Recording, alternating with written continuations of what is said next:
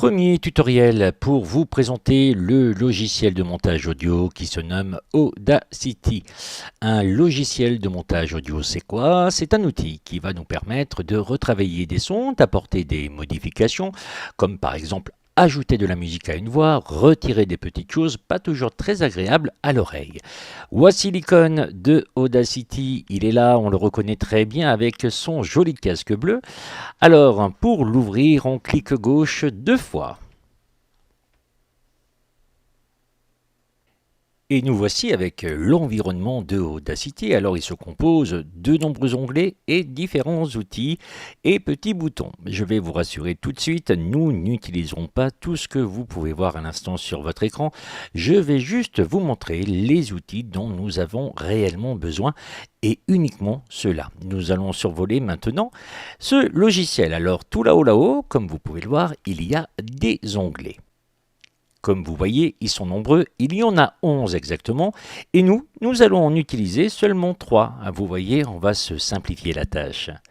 Premier onglet que l'on utilisera, ce sera l'onglet Fichier. Le deuxième onglet que l'on utilisera également, ce sera l'onglet Piste.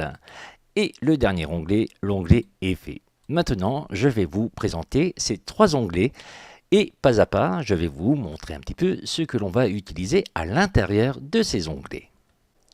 Nous allons nous intéresser tout de suite à nos onglets et on commence tout de suite par l'onglet Fichier. On clique dessus, un menu déroulant apparaît.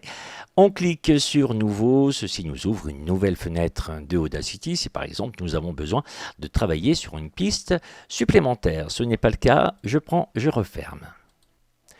Ouvrir, ça nous permet tout simplement d'aller chercher un fichier son dont on souhaite travailler. Je clique dessus. Et elle peut apparaître aussi dans une nouvelle fenêtre. Nous avons sauvegardé le projet, ce qui va me permettre de sauvegarder l'ensemble de la fenêtre de Audacity. Si par exemple nous travaillons sur 1, 2, 3, 4, 5 pistes, tout ceci sera sauvegardé.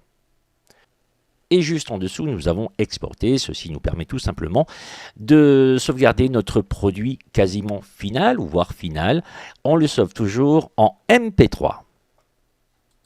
Intéressons-nous maintenant à l'onglet Pistes. C'est ici que nous pourrons faire nos mix, c'est-à-dire que l'on pourra mélanger par exemple une voix avec une musique. Nous cliquerons donc sur Pistes, le menu déroulant, nous allons sur Mix et Mixage et rendu.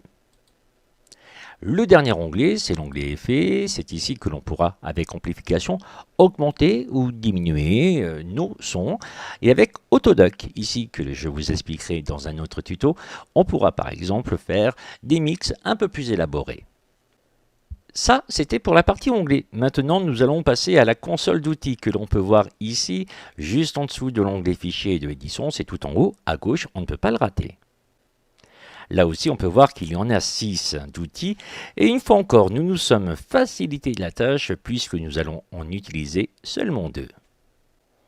Nous allons utiliser celui-ci, qui est le sélectionneur en forme de I majuscule. Il nous permet, comme son nom l'indique, de sélectionner des parties de notre son que nous allons travailler, soit pour sélectionner et faire une coupe, ou soit tout simplement pour positionner à quel moment nous souhaitons débuter la lecture. Puis nous utiliserons ce deuxième outil que l'on appelle le déplaceur, facile à reconnaître avec ses flèches de chaque côté. Il va nous permettre tout simplement de déplacer notre son à un endroit précis. Par exemple, si l'on veut mettre la voix au milieu d'une chanson, ce sera avec cet outil-là que l'on pourra faire cela. Passons maintenant à la console de manipulation de son. Ce sont les plus simples à retenir, ils sont ici. Vous devez en avoir vu notamment sur des tablettes ou vos téléphones portables ou tout simplement sur un ordinateur à la maison.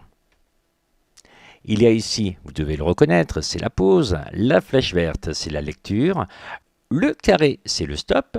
Ici, une sélection d'une flèche qui va à gauche, ce qui nous indique que nous allons tout au début de notre son. Et puis celui-ci nous indique que nous allons tout à la fin.